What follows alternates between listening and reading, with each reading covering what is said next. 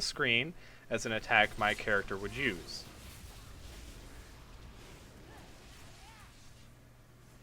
The person I'm attacking now has the opportunity to defend themselves as they see fit. They can either dodge, block, or run, whatever they feel is necessary. I mean, you know, why would anybody run from a little warlock? I mean, come on, I'm not that scary. At least I don't think I am. Am I scary? You can also do a roll fight. This is a lot like the emote system, but you're using the /roll emote as well to determine your success or failure. Some people will use /roll 20, /roll 10, and so on and so forth, whatever they feel more comfortable with and whatever everybody agrees on. Using the same example above, I can invite someone to my group, drop the emote, and then roll. To defend, they roll as well, and then emote accordingly. Whoever rolls highest, of course, succeeds. PvPing is also a viable means with which to settle in-character conflicts, but not one I agree with because of class imbalances. To speak from experience, if any melee class so much as looks at a warlock in general, they kind of fall over.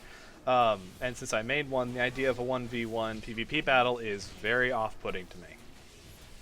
In the world of magic and war that is, you know, World of Warcraft, healing is easy, so minor damage sustained in combat is really easy to just, you know, ignore.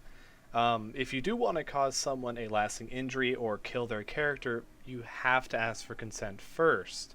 It will make you look like a more courteous individual and may even set up future roleplay opportunities such as, you know, in-character vendettas, wanting to reclaim whatever trophy your character may have taken, etc., etc. Since I want to keep this video short, I'm just going to cover these next 3 topics in the most blunt and quick way possible. In the role-playing community, not just in WoW, and I mean I'm talking pretty much any role-playing community, there is going to be a term by the name of god modding. Some people who engage in god modding never let their characters take damage, or they never indicate that their attacks are attempts. For instance, they might say stuff like "I stabbed you" instead of "I attempt to stab you." There's another classification of individual called the metagamer.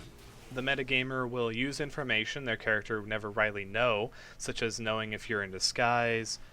They would also claim to know every weakness and strength of your character, even if that information has never been disclosed to anybody. And they may even claim to know what sort of history your character has with certain characters, or just, you know, what brought your character to this point as far as, you know, where they grew up and things like that.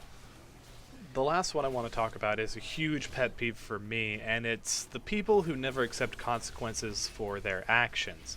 For example, if you commit a crime in the city of Stormwind, such as assaulting another person, you have to accept the possibility that your character will be punished.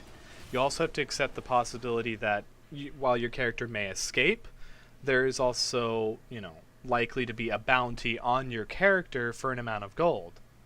And there you have it, some additional information about role-playing and how to do it well.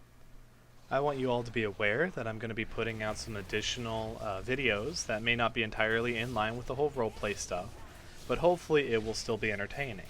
Things like, you know, I don't want to sound like one of those guys, but things like Let's Plays, general guides to certain games, highlight reels, and things like that.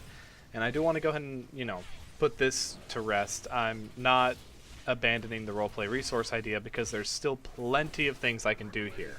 It's not going to be things on the level of Novel. You know, that guy that does all the lore stuff, you know, he's fantastic. I love his videos. And I, you know, might even put a link here in the channel. But I'm talking in the lines of really basic information on how to start, you know, with a particular character concept, how to start with a race, or how to start with a class.